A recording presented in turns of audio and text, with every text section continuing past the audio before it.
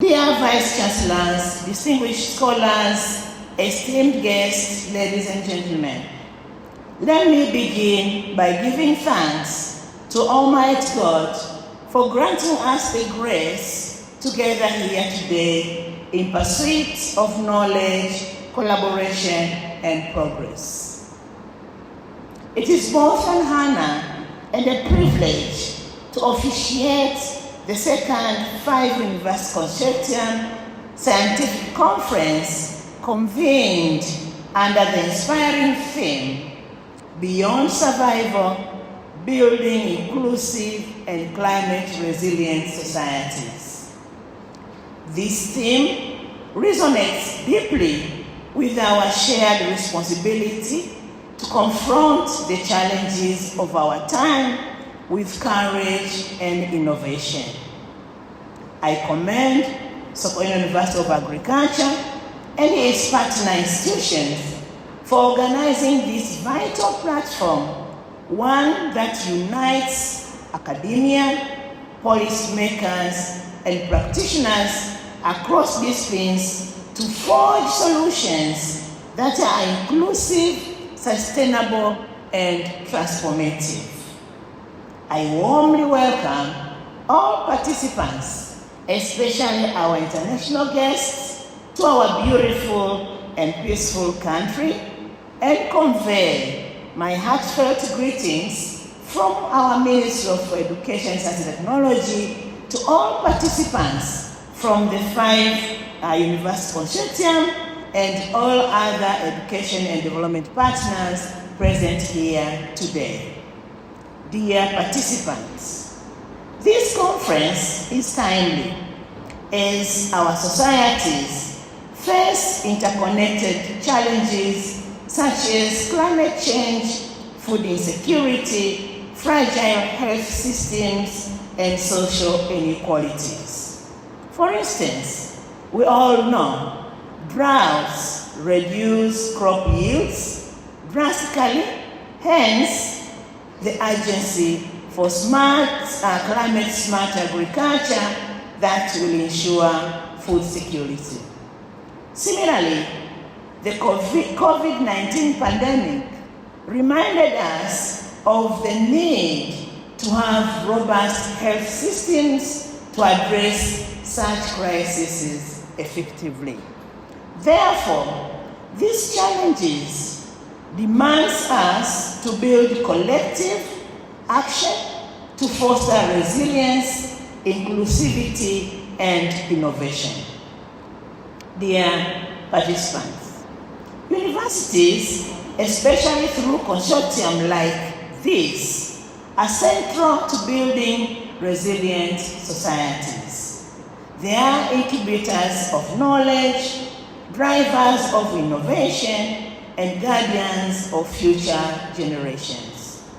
For example, here at Sokoine, their work on sustainable farming has enabled communities to adapt to environmental changes, showing how evidence and practice can transform lives.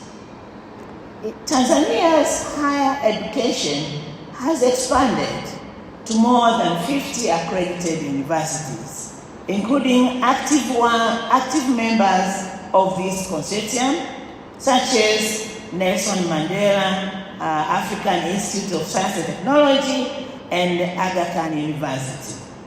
Accreditation ensures quality and credibility, reassuring students, employers, and partners that Tanzania education system meets national and international standards. Accreditation also underpins internationalization. By aligning with global benchmarks and regional frameworks, Tanzania opens pathways for students' mobility, joint research, and global recognition. However, there are challenges related to funding, human resources, and infrastructure. Here, our consortium has a vital role to play by sharing resources, expanding access to modern research facilities, and building networks that strengthens teaching, research, and outreach. I have no doubt that this conference will not only facilitate robust academic exchanges, but will also foster meaningful dialogue among scholars, policymakers, and practitioners across national boundaries and beyond. Such collaboration is essential for generating contextually relevant research, informing policy, and catalyzing innovation that resonates with the lived realities of our communities. The consortium's commitment to regional integration and intellectual solidarity is particularly commendable. By harnessing the collective capabilities of member universities, the initiatives show the power of shared vision and pooled resources in addressing complex and transboundary challenges.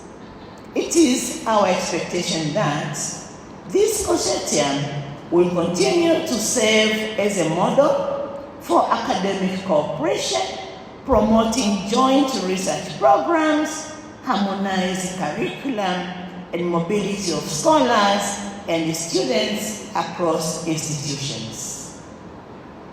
The conference's sub-themes I mentioned: health systems, sustainable agriculture and food systems, environmental integrity and climate resilience, inclusivity and community resilience, governance, policies and institutions, as well as technology and innovations, are central to building the equitable, sustainable future we envisage. From the government perspective, we anticipate that the outcome of this conference will inform strategic policy direction in all important areas that will be discussed during this conference. We urge the consortium to prioritize actionable research that aligns with the National Development Agenda and the African Union Agenda 2063, the Africa we want. Furthermore, we should encourage the integration of indigenous knowledge systems, gender-responsive approaches, and community engagement frameworks in future research undertakings. In light of the climate crisis, it is disproportionate and its disproportionate impact on vulnerable communities. We expect the consortium to champion resilience-building initiatives that are inclusive, equitable, and sustainable. This includes advancing climate-smart agriculture, renewable energy solutions, and adaptive infrastructure, areas where academic institutions can lead through research, innovation, and capacity development. I remain optimistic that the respective governments of the 5 university consortiums, including the United Republic of Tanzania, will continue to support higher education as a strategic pillar of national development. This assurance comes from the belief that investment in research, infrastructure, and human capital within universities is not only academically imperative, but it is a societal necessity. Therefore, this conference is a platform to strengthen the consortium through collaborative research, policy advocacy, and innovation. I challenge all participants, particularly my fellow colleagues, to make the 5 university consortium a model for regional academic collaboration, addressing global challenges like climate change and inequality. I urge you to engage actively, challenge assumptions, and propose actionable solutions such as policy recommendations or research partnerships that governments, development partners, and communities can implement.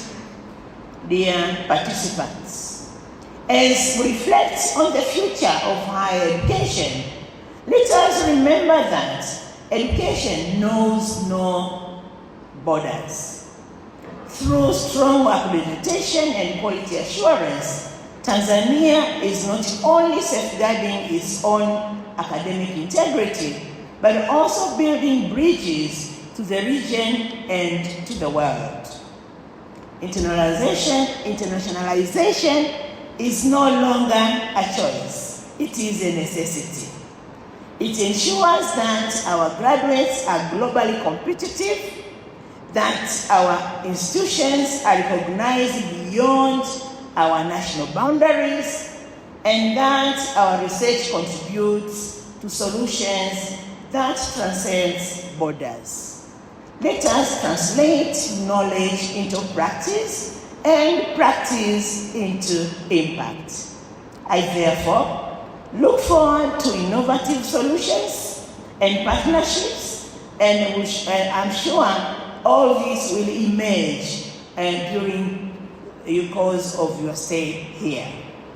I reaffirm the government's commitment to strengthening accreditation and internationalization as twin pillars of higher education, enabling Tanzania to be a trusted partner in global knowledge exchange while also staying true to our values. At the same time, I reaffirm our commitment to working with the academic institutions and partners to advance inclusive, climate resilient, and sustainable development. Dear colleagues, as I conclude, I once again welcome all participants here in Morogoro, and please enjoy the majestic Mikumi and the Udzungwa National Parks during your stay, but also other tourist destinations here in Tanzania. Once again, thank you so much for inviting us to this important conference, and much more thanks to our hosts for organizing this wonderful conference.